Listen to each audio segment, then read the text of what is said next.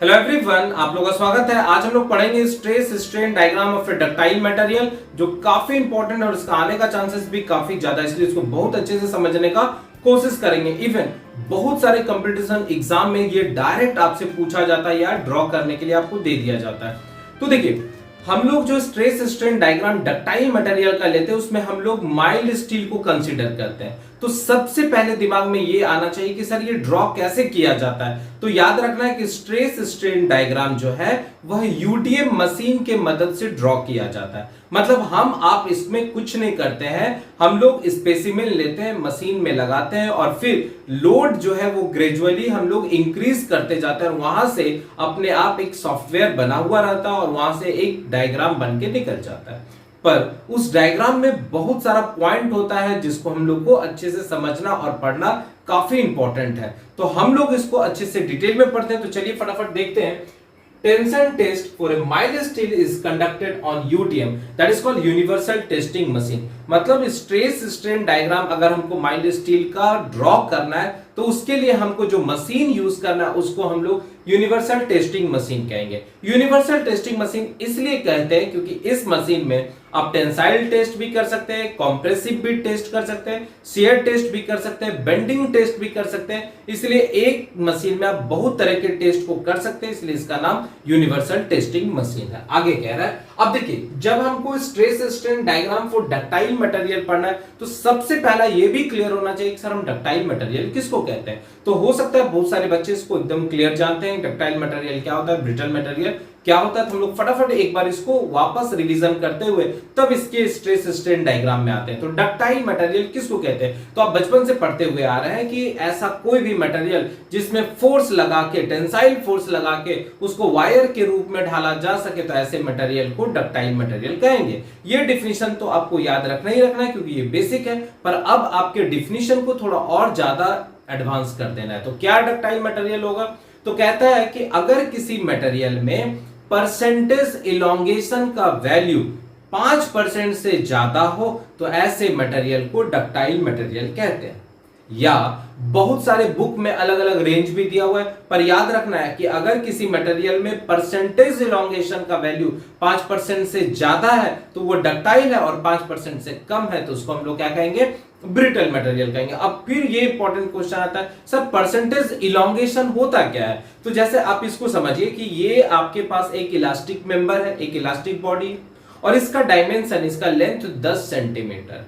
अब इसमें हम टेंसाइल फोर्स लगाएं और उस टेंसाइल फोर्स के कारण इसके लेंथ में इंक्रीमेंट हुआ, इलोंगेशन हुआ, चेंज हुआ, और इसका लेंथ अब 10 सेंटीमीटर से चेंज होके 11 सेंटीमीटर हो गया। तो चेंज कितने से हुआ, 1 सेंटीमीटर से। तो परसेंटेज इलोंगेशन कैसे निकाला जाता है, तो final length 11 centimetre, initial length 10 centimetre divided by initial length, और हम लोग परसेंटेज निकालना है तो 100 से गुना कर देंगे। और अगर इसको सॉल्व करें और इसका वैल्यू हमको 5% से ज्यादा दिखा तो हम कहेंगे कि ये मटेरियल डक्टाइल मटेरियल है। जैसे आप फिगर से यहां पर देखिए कि आपके पास स्पेसिमेन, इस स्पेसिमेन का डायमेंशन कितना था इनिशियल, तो ये 10 सेंटीमीटर था। फिर खींच के हम इसको फाइनल कितना कर दिए, 11 सेंटीमीटर कर दिए। तो परसेंटेज इलोंगेशन कितना हुआ, तो final minus initial divided by initial into 100%। अब यहां से देखिए तो 1/10 इंटू 100 ये परसेंटेज में, और इसको सॉल्व करेंगे तो ये कितना रहा है, 10%। तो क्लियर हो गया कि ये एक डक्टाइल मटेरियल को शो कर रहा है। समझ में आ गया डक्टाइल कैसे हमको डिफाइन करना है। तो अब अपने डिफिनेशन को थोड़ा एडवांस बनाना है, उसमें बताना है कि ऐसा मटेरियल जिसको खींच के वायर के रूप में ढाला जा सके, डक्टाइल मटेरियल। दूसरा, ऐसा मटेरियल जिसमें परसेंटेज इलोंगेशन का जो वैल्यू है वो 5% से ज्यादा हो तो ऐसे मटेरियल को हम लोग डक्टाइल कहेंगे। पर स्पेशल अलग अलग बुक में इसका रेंज दिया है कि अगर 5% से 15% के बीच में रहेगा तो इसको इंटरमीडिएट डक्टाइल मटेरियल कहेंगे, और अगर 15% से ज्यादा होगा तो उसको हम लोग क्या कहेंगे, परफेक्ट डक्टाइल मटेरियल कहेंगे, नहीं तो कंप्लीटली डक्टाइल मटेरियल कहेंगे। ठीक है, पर मेनली आप 5% याद रखेंगे। तो यहां से ये दिख गया कि ये जो स्पेसिमेन है ये एक ऐसा मटेरियल के अंदर आ गया, डक्टाइल मटेरियल। और तीसरा एक और डिफिनेशन डक्टाइल मटेरियल का आ जाता है कि हर एक बॉडी का एक इलास्टिक लिमिट होता है। इलास्टिक लिमिट कहने का मतलब है कि इस बॉडी पर हम फोर्स लगाएं और उसमें चेंज हुआ और जैसे ही हम फोर्स हटाएं तो वो वापस आ जाएगा, तो जिस लिमिट तक ऐसा गुण वो दिखाएगा उसको हम लोग इलास्टिक लिमिट कहते हैं। और जहां पर मटेरियल दो भाग में टूटेगा, फ्रैक्चर होगा, उस पॉइंट को हम लोग फ्रैक्चर पॉइंट कहते हैं। तो कहता है कि डक्टाइल मटेरियल में इलास्टिक लिमिट और फ्रैक्चर लिमिट के बीच में जो चेंज होता है उसको हम लोग प्लास्टिक डिफॉर्मेशन कहते हैं। तो डक्टाइल मटेरियल में प्लास्टिक डिफॉर्मेशन का वैल्यू ज्यादा होता है between the elastic limit and fracture limit. याद रहेगा। तो डक्टाइल मटेरियल का तीन हम लोग तरह से डिफिनेशन बना सकते हैं। अब देखिए डिफिनेशन क्या कह रहा है, कह रहा है कि the material which is stretch का मतलब होता है खींचना, स्ट्रेच्ड और pull out into a wire is known as ductile material. क्या कर रहा है, ऐसा मटेरियल जिसको आप खींच के वायर के रूप में ढाल सके, ऐसे मटेरियल को डक्टाइल मटेरियल कहते हैं। That is large amount of plastic deformation takes place between the elastic limit and fracture point, या इसी को हम लोग ब्रेकिंग पॉइंट कहते हैं। तो टूटने से पहले और जहां से इलास्टिक लिमिट खत्म हो गया, तो इलास्टिक लिमिट और टूटने से पहले उसके बीच में जो डिफॉर्मेशन आता है उसको प्लास्टिक डिफॉर्मेशन कहते हैं। तो डक्टाइल मटेरियल में काफी प्लास्टिक डिफॉर्मेशन देखने को मिलता है। जैसे एग्जांपल से अगर आपको समझाना चाहे, मान लीजिए आप कोई छड़ ले लिए, ठीक है, कंस्ट्रक्शन साइट पर गए, वहां 10 mm का वो छड़ ले लिए, बार ले ली। अब उस बार को आप बार बार क्या करो, तोड़ने का कोशिश करो, तो आप देखिए वो टूटने से पहले उसमें काफी डिफॉर्मेशन देखने को मिलेगा। पहले मुड़ेगा, फिर बहुत टाइम लगेगा। तो यही जो डिफॉर्मेशन हो रहा है इसको प्लास्टिक डिफॉर्मेशन कह रहे हैं। यहां तक समझ में आ रहा है। आगे कह रहा है कि if percentage elongation is lie between, percentage elongation जो है वो 5% से ज्यादा हो और 15% से कम हो, तो उसको हम लोग इंटरमीडिएट डक्टाइल मटेरियल के नाम से जानते हैं। इसका मतलब है कि वो ब्रिटल मटेरियल और परफेक्टली डक्टाइल मटेरियल के बीच का रेंज है, ठीक है। और अगर if percentage elongation is more than 50%, अगर परसेंटेज इलोंगेशन क्या है 15% से ज्यादा है, तो उसको परफेक्टली या हम लोग कंप्लीट डक्टाइल मटेरियल कहते हैं, ठीक है। परसेंटेज इलोंगेशन कैसे निकलेगा, final length minus initial length divided by initial length और इनटू 100% करेंगे, तो वहां से निकाल लेंगे। अब तो आप किसी भी स्पेसिमेन का परसेंटेज इलोंगेशन इस फार्मूला से निकाल के चेक कर सकते हैं कि वो डक्टाइल है कि नहीं है। अब एग्जांपल में याद रखेंगे डक्टाइल मटेरियल का सबसे जो बेस्ट एग्जांपल है वो माइल्ड स्टील आपको याद रखना है, क्योंकि इसी का सबसे ज्यादा एप्लीकेशन आप मशीन में यूज करेंगे और कंस्ट्रक्शन में यूज करेंगे। तो माइल्ड स्टील होता क्या है, तो याद रखना है कि माइल्ड स्टील को हम लोग लो कार्बन स्टील के नाम से भी जानते हैं।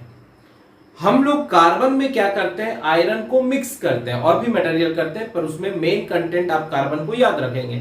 तो हम लोग क्या करते हैं, आयरन में कार्बन को मिक्स करते हैं, और अगर कार्बन का जो परसेंटेज है वो 0.1 से लेके 0.25% तक हम लोग मिक्स करें, तो ऐसा जो आयरन होगा उसको अब नए नाम से जाना जाएगा माइल्ड स्टील, नहीं तो लो कार्बन स्टील। जैसे एग्जांपल से समझाते हैं कि मान लीजिए आपके पास 1 kg प्योर आयरन है, ठीक है, प्योर आयरन है, जिसको हम लोग क्या कहते हैं, रॉट आयरन कहते हैं। आयरन का सबसे प्योरेस्ट फॉर्म को हम लोग क्या कहते हैं, रॉट आयरन कहते हैं, और सबसे गंदा रूप को क्या कहते हैं, पिग आयरन कहते हैं। तो आयरन 1 kg है, तो 1 kg को अब ग्राम में कन्वर्ट कर लीजिए, तो कितना हो गया, 1000 ग्राम। अब इस 1000 ग्राम का कितना परसेंटेज निकाल लेंगे, 0.1%। तो ये देखिए 1000 का हम लोग क्या किए हैं, परसेंटेज निकाल लिए, तो ये कितना हो गया, परसेंटेज 0.1 और डिवाइडेड बाई 100। तो यहां से 10 ये 0 कट गए, तो यहां से ये डेसिमल भी एक हट गया, तो कितना हो गया, 1 ग्राम। इसका मतलब है कि आप क्या किए, 1 kg प्योर आयरन में जो मेल्ट कर रहा था कितने डिग्री सेंटीग्रेड पर, हो सकता है कि 900 degree centigrade, 1000 degree centigrade, 1200 degree centigrade पर वो मेल्ट कर रहा है, उसी में आप क्या किए, 1 ग्राम आप कार्बन लाके मिक्स कर दिए। अब जब वो आयरन जो है, अब वो एक नए नाम से जाना जा रहा है, क्योंकि अब जो भी चीज उससे बनाएंगे तो वो जो आयरन है वही आयरन को हम लोग माइल्ड स्टील के नाम से जान रहे हैं। और उस माइल्ड स्टील में डक्टिलिटी का नेचर काफी ज्यादा है, और जिस मटेरियल में डक्टिलिटी का नेचर ज्यादा होगा उसमें टेंसाइल लोड लेने का भी क्षमता क्या होगा, ज्यादा होगा।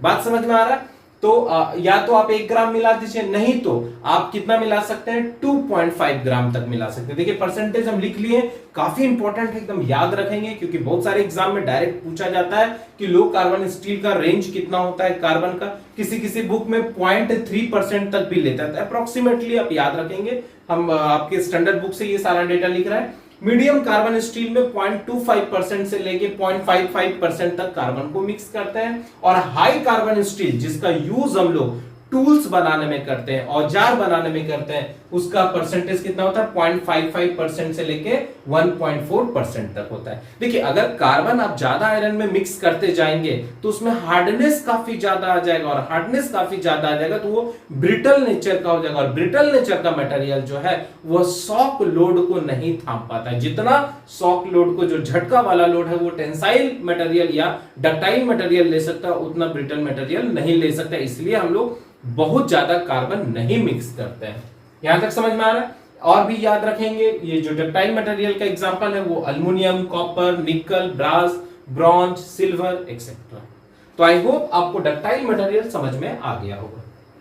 अब नेक्स्ट आ जाते हैं ब्रिटल मटेरियल। तो नाम से ही पकड़ में आ रहा है ऐसा मटेरियल जिसमें डक्टिलिटी का गुण नहीं हो, जिसको वायर के रूप में नहीं ढाला जा सके, वो सारा का सारा ब्रिटल मटेरियल। तो क्या कह रहा है कि the material which can not be stretched, ऐसा मटेरियल जिसको हम खींच नहीं सकते, वायर का रूप नहीं दे सकते, उसको हम लोग क्या कहेंगे ब्रिटल मटेरियल।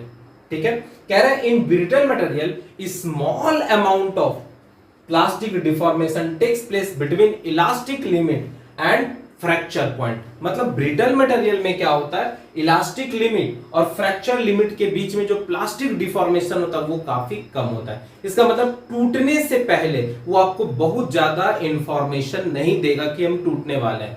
बात समझ में आ रहा है? इलास्टिक लिमिट जैसे उसके क्रॉस किए तो हो सकता है फ्रैक्शन ऑफ सेकंड में ही वो ब्रेक कर जाए, पर डक्टाइल मटेरियल आपको इंफॉर्मेशन देगा, आपको ऐसा ऐसा सिग्निफिकेंस दिखाएगा या आपको ऐसा चीज दिखाएगा जिससे आपको पता चलेगा हाँ ये टूटने वाला है। पर ब्रिटल मटेरियल क्या होगा, तुरंत ही क्रैक कर जाएगा। तो यही चीज बता रहा है कि अगर आपके पास ब्रिटल मटेरियल है तो ब्रिटल मटेरियल में क्या होता है, जो डिफॉर्मेशन होता है वो काफी कम होता है इलास्टिक लिमिट और जो ब्रेकिंग पॉइंट होता है उसके बीच में। आगे कह रहा है in brittle material percentage elongation is less than 5%। ठीक है, एग्जांपल के तौर पर कास्ट आयरन याद रखेंगे तो अब फिर देखिए कास्ट आयरन क्या हो गया। तो अगर आयरन में हम लगभग 2% से लेके 4.5% तक अगर कार्बन मिक्स कर दे तो उस आयरन को हम लोग कास्ट आयरन के नाम से जानेंगे। और कास्ट आयरन में कॉम्प्रेसिव लोड लेने का क्षमता ज्यादा होगा, तो क्लियर है कि उसमें टेंसाइल लोड लेने का क्षमता कम होगा,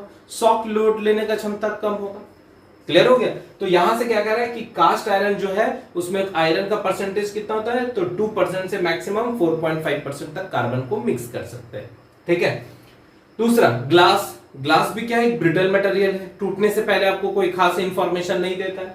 फिर कंक्रीट। कंक्रीट भी क्या है, आपका ब्रिटल मटेरियल के अंदर आ जाता है। अब एक और इंपॉर्टेंट चीज होता है कि माइल्ड स्टील बार और टीएमटी बार में अंतर क्या होता है, ये काफी इंपॉर्टेंट हो जाता है कंस्ट्रक्शन के लिए। और आपसे अगर कोई पूछे कि माइल्ड स्टील और टीएमटी बार में क्या अंतर है, तो देखिए माइल्ड स्टील बार एक डक्टाइल मटेरियल है, टीएमटी बार भी जो है एक डक्टाइल मटेरियल है।